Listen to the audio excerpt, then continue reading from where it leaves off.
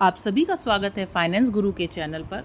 तो आज मैं लेकर आई हूँ तड़कती भड़कती खबर। ओपीएस को लेके 8वें वेतन आयोग पर सरकार के निर्णय पे क्या है सुप्रीम कोर्ट का फैसला, वो जानते हैं इस वीडियो में। और जो लोग इस चैनल पर नए आए हैं, आपसे रिक्वेस्ट है कि इस चैनल को पहले सब्सक्राइब करिए, जिससे कि कोई भी लेटेस्ट अपडेट आती है तो आपको मेरे चैनल के माध्यम से सबसे पहले मिलेगी। तो बात करते हैं 8वें वेतन के बारे में। तो इस पूरी वीडियो में अंत तक क्या मैं आपको बताने वाली हूँ, सर्वोच्च न्यायालय ओपीएस का महत्वपूर्ण फैसला क्या है, एनपीएस में संशोधन पर क्या बातें हो रही हैं, क्या सरकार के लिए कर्मचारी बड़ा राजस्व जुटाते हैं। तो ये सारी बातें इस वीडियो में मैं आपको बताऊंगी। तो आपसे रिक्वेस्ट है कि अंत तक बने रहें, और वीडियो अगर आपको अच्छी लगती है तो लाइक ज़रूर करिए, और जिनके ये मतलब की वीडियो उनको शेयर ज़रूर करिएगा, जिससे कि उनको भी ये अपडेट मिल जाए। ओल्ड पेंशन स्कीम क्या है, पहले वो जान लेते हैं। पुरानी पेंशन योजना यानी कि ओपीएस को लेकर सरकारी कर्मचारियों में उम्मीदें बहुत थी कि केंद्रीय सरकार बजट में कुछ ठोस घोषणाएं की जाएगी, लेकिन वित्त मंत्री निर्मला सीतारमण ने केंद्रीय बजट में ओपीएस का कोई जिक्र ही नहीं किया और केवल नेशनल पेंशन सिस्टम एनपीएस में सुधार की बात कही है।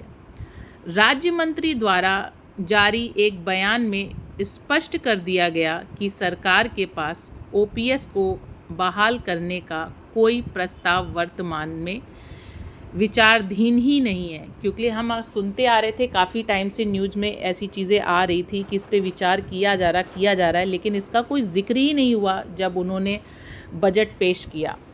यह बयान सरकारी कर्मचारियों और पेंशन भोगियों के लिए निराशाजनक साबित हुआ। एआईडीएसएफ के महासचिव और एआईयूटीसी के राष्ट्र सचिव श्री कुमार ने भी अपनी निराशा जाहिर करते हुए कहा कि केंद्रीय बजट कर्मचारियों और पेंशन भोगियों की उम्मीद पर खरा नहीं उतरा। क्योंकि लिए जितने भी लोग थे उनको बहुत बेसब्री से इंतज़ार था कि इस बजट में कुछ सुधार आएंगे, कुछ उनके लिए बेहतरीन चीज़ें आएंगी, लेकिन मिला क्या, निराशा। तो इस पे न्यायालय ने कुछ महत्वपूर्ण फैसले दिए हैं, जिसके बारे में मैं आपको बताना चाहती हूँ। सर्वोच्च न्यायालय ने पेंशन के विषय में महत्वपूर्ण फैसला सुनाते हुए स्पष्ट किया है कि पेंशन कोई इनाम या अनुग्रह राशि नहीं है, बल्कि यह हर सरकारी कर्मचारी का मौलिक अधिकार है। न्यायालय ने कहा, पेंशन कोई ऐसी चीज़ नहीं है जो न्यूनतम नियुक्त की इच्छा पर निर्भर हो, यह कर्मचारियों का अधिकार है। सरकार से उम्मीद की जाती है कि वह आदर्श नियुक्त के रूप में इस फैसले का सम्मान करे, लेकिन सुप्रीम कोर्ट के इस फैसले के बावजूद सरकार पुरानी पेंशन योजना ओपीएस को बहाल करने के पक्ष में नहीं है। एनपीएस को संशोधन पर क्या बातें हो रही हैं, जानते हैं। केंद्रीय और राज्य सरकार के कर्मचारी पुरानी पेंशन योजना ओपीएस की बहाली के लिए लगातार संघर्ष कर रहे हैं। इसके बावजूद वित्त मंत्री निर्मला सीतारमण ने केंद्रीय बजट में ओपीएस को लेकर कोई घोषणा नहीं की। कितनी हैरानी की बात है, सुप्रीम कोर्ट ने जो बात कही वो उससे हम और आप बहुत अच्छे से सहमत हैं कि ये कोई योजना नहीं या कोई ऐसी चीज़ नहीं, ये सरकारी कर्मचारियों का अधिकार है और उनका मौलिक अधिकार है कि उन्हें पेंशन ज़रूर मिलनी चाहिए, प्राप्त होनी चाहिए। वित्त मंत्री ने केवल नेशनल पेंशन सिस्टम एनपीएस में संशोधन की बात कही, जिसमें 50% पेंशन का विकल्प पर विचार चल रहा है। इस संशोधन के बावजूद केंद्रीय बजट कर्मचारियों और पेंशन भोगियों की उम्मीद पर खरा नहीं उतर रहा। सरकारी कर्मचारी को अब भी अपनी भविष्य की वित्तीय सुरक्षा को लेकर चिंता बनी हुई है। तो हम और आप सभी जानते हैं कि 2004 के बाद से जो पहले के लोगों को पेंशन प्राप्त हो जाती थी, उसका अब प्रावधान है ही नहीं कि उन्हें कोई पेंशन जैसा लाभ मिल सके। क्या सरकार के लिए कर्मचारी बड़ा राजस्व जुटाते हैं, ये जान लेते हैं।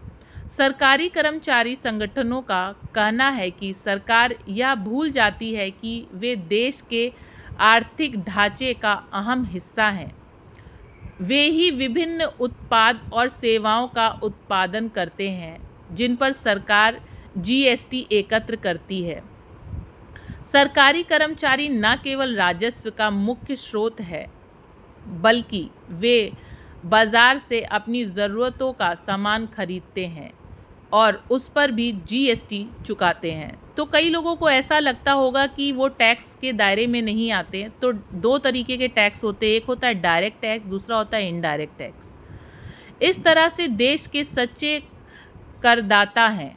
इसके बावजूद केंद्रीय ट्रेड यूनियनों द्वारा दिए गए प्रस्ताव को वित्त मंत्री निर्मला सीतारमण ने नज़रअंदाज कर दिया है। सरकार कर्मचारी उम्मीद कर रहे थे कि बजट में उनकी पेंशन और अन्य मुद्दों पर ध्यान दिया जाएगा, लेकिन नहीं हुआ ऐसा। तो आप लोगों की क्या राय है, कमेंट सेक्शन में ज़रूर बताइएगा। और अगर वीडियो अच्छी लगी तो प्लीज़ चैनल को सब्सक्राइब करिएगा और लाइक करना तो बिल्कुल भी मत भूलिएगा, क्योंकि आपका हर लाइक मेरे लिए बहुत इम्पॉर्टेंट है। चलिए, अच्छा दिन बिताइए, मिलते हैं नेक्स्ट वीडियो में। टिल